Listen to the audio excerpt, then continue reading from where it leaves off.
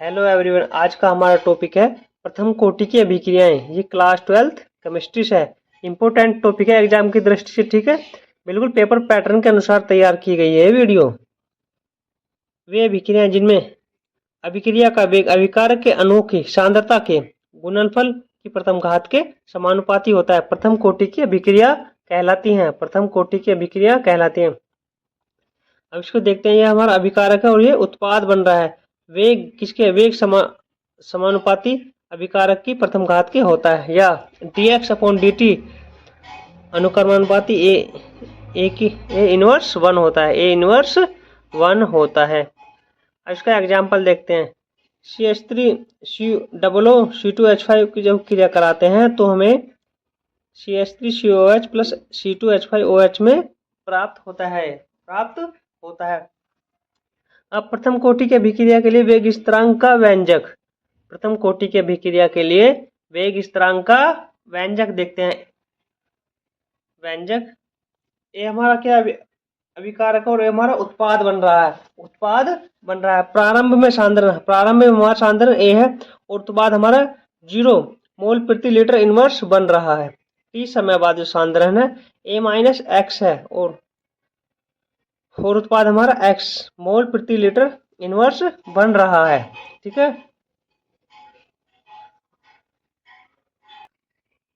प्रथम कोटि की अभिक्रिया के अनुसार dx upon dt अनुक्रमानुपाती A inverse 1। अब जो अनुक्रमानुपाती का चिन्ह हटाते हैं तो किसी नियतांक से गुना कर देते हैं, तो के हमारे पास एक नियतांक है, इससे गुना कर देते हैं। तो dx अपॉन dt बराबर k इंटू ए हो जाएगा, ठीक है। टी समय के बाद अभिक्रिया का वेग, देखते हैं। dx अपॉन dt बराबर के A-X है, ठीक है। अभिक्रिया का जो वेग था टी समय बाद A-X था, ठीक है। या dx अपॉन A-X बराबर के इंटू dt हो जाएगा। ये हमारी क्वेश्चन नंबर फर्स्ट हो जाएगी। कि हमारा क्या है? वेग स्थिरांक है। कि हमारा वेग स्थिरांक है। अब इन दोनों पदों का समाकलन करते हैं, ठीक है। समाकलन करते हैं तो ये समाकलन का चिन्ह, इसको इंटीग्रेशन ही बोलते हैं। इंटीग्रेशन dx अपॉन A-X बराबर इंटीग्रेशन k इंटू dt हो जाएगा, ठीक है। अब आगे तो ये हमारा हो जाएगा minus log base c A-X बराबर k इंटू टी प्लस सी हो जाएगा। ये हमारी समीकरण नंबर सेकंड हो गई। अभिकारक के लिए ऋण चिन्ह लगाते हैं, ठीक है। अभिकारक के लिए माइनस का चिन्ह लगाते हैं। यदि t बराबर 0 और x बराबर 0 रखें तो हमें क्या प्राप्त होता है? इस समीकरण में हम t बराबर 0 और x बराबर 0 रखें।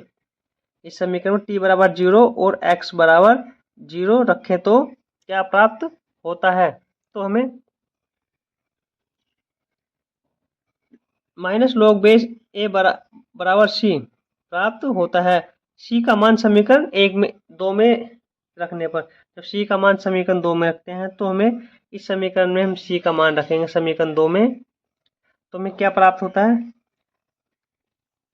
तो माइनस log A-X बराबर k into T minus log base A हो जाएगा, या k इंटू टी बराबर log base A minus log base A-X।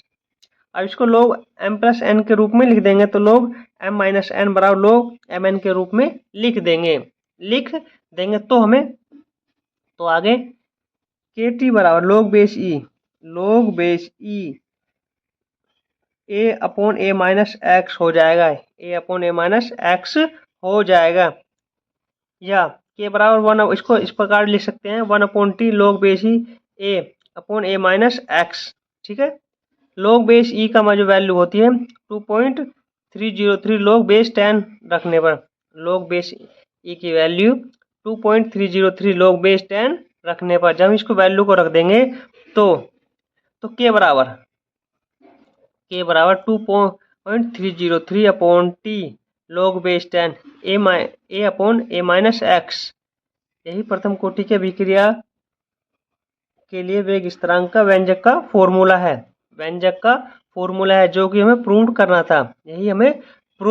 करना था। अब इसके मात्रक के बारे में देखते हैं। इसके मात्रक के बारे में देखते हैं।